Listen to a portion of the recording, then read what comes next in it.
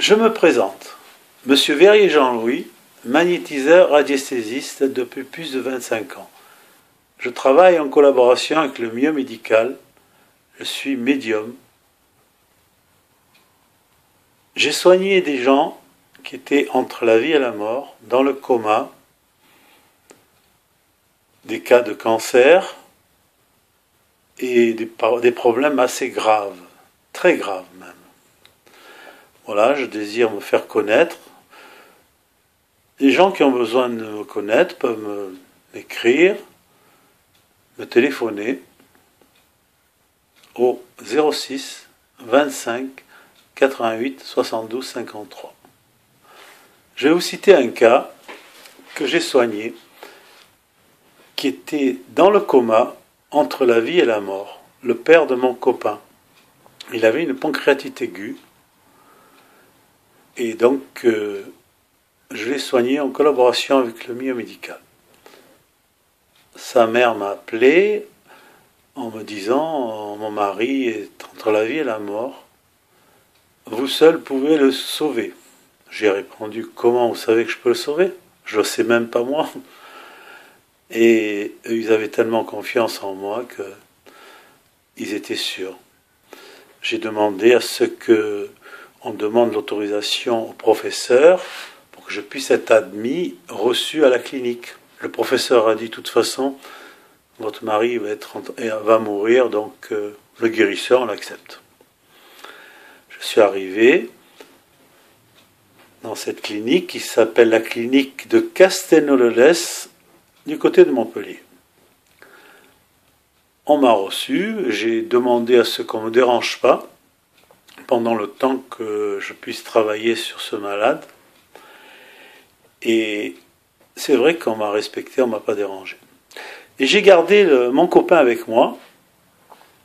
Et j'ai dit à ses parents: sortez, d'aller dans le couloir, j'ai pas besoin de vous, je veux garder mon copain. Je ne savais même pas pourquoi je gardais mon copain.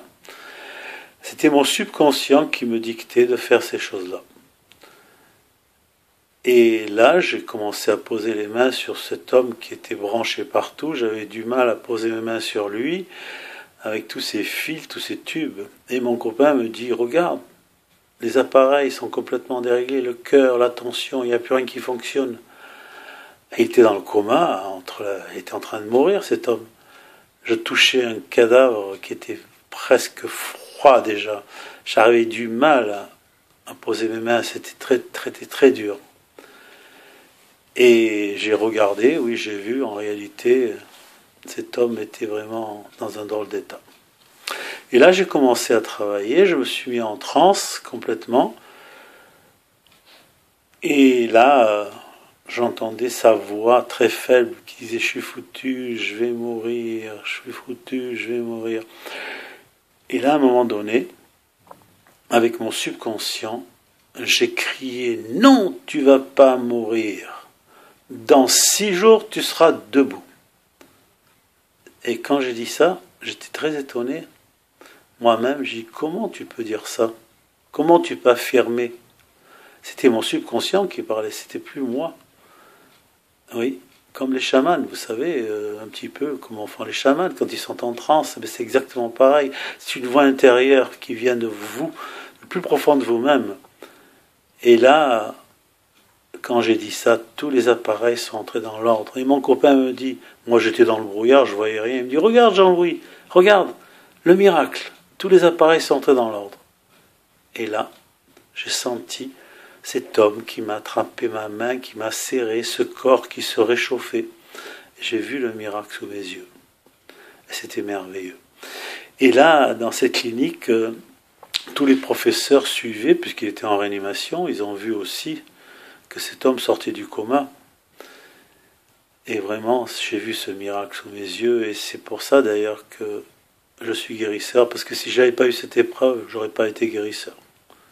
J'étais promoteur immobilier avant, j'étais dans le business, je gagnais beaucoup d'argent, et je ne voulais pas lâcher mon travail, je ne pouvais pas, j'avais du mal. Et là, j'étais obligé de tout lâcher. C'est pour ça que je suis guérisseur aujourd'hui. Si je n'avais pas eu cette preuve-là, j'aurais pas pu.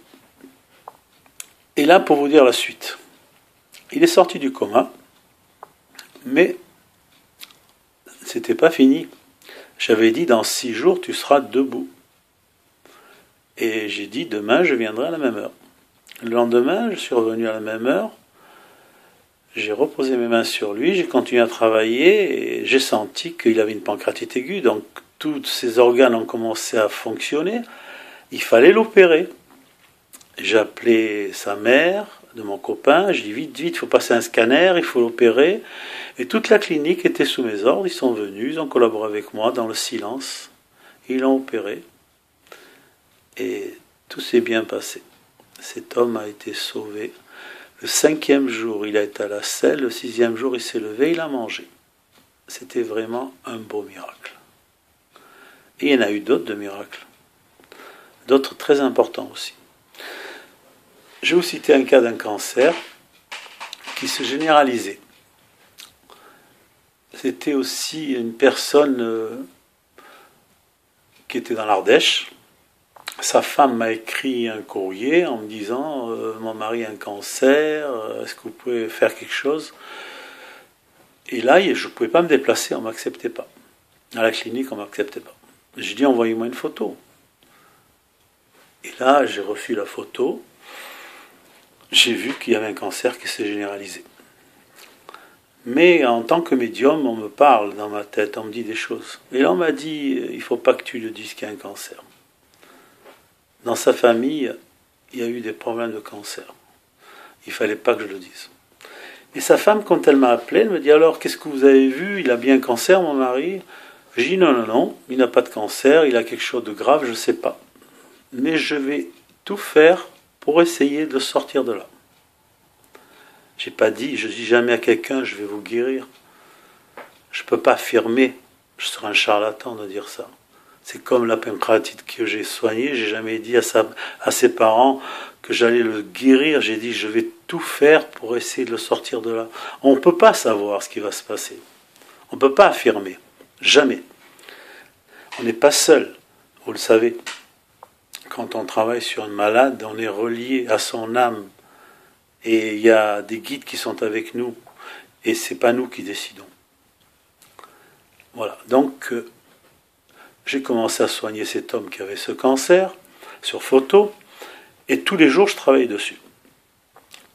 Au bout de quelques jours, une semaine, sa femme m'appelle, me dit il va mieux, il était à la selle, il était bloqué, il a commencé à aller à la selle et il voudrait vous parler. Et cet homme a commencé à me parler en me disant vous savez, j'ai eu très mal, j'étais à la selle et maintenant je commence à avoir moins mal. Bon.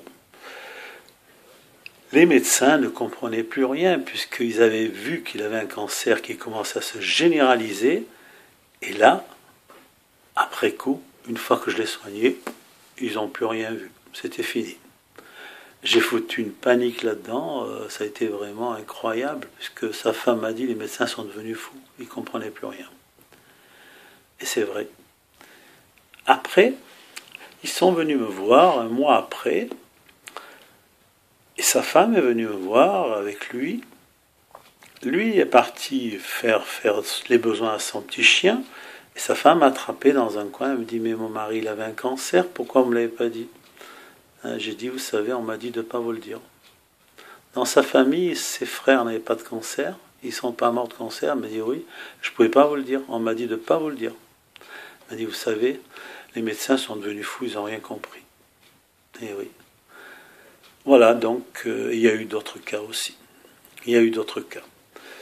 J'ai un cas d'une pancréatite inflammatoire, par exemple, un jeune qui avait 28 ans.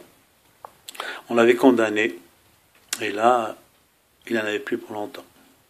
Quand j'ai vu ce jeune venir vers moi avec sa fiancée, j'ai vu un vieux de 90 ans qui n'avait plus de cheveux, qui était gris, qui ne pouvait plus marcher. C'était un danseur professionnel. Et il ne pouvait plus monter les escaliers, j'étais obligé de l'aider. Et là, j'ai commencé à le soigner.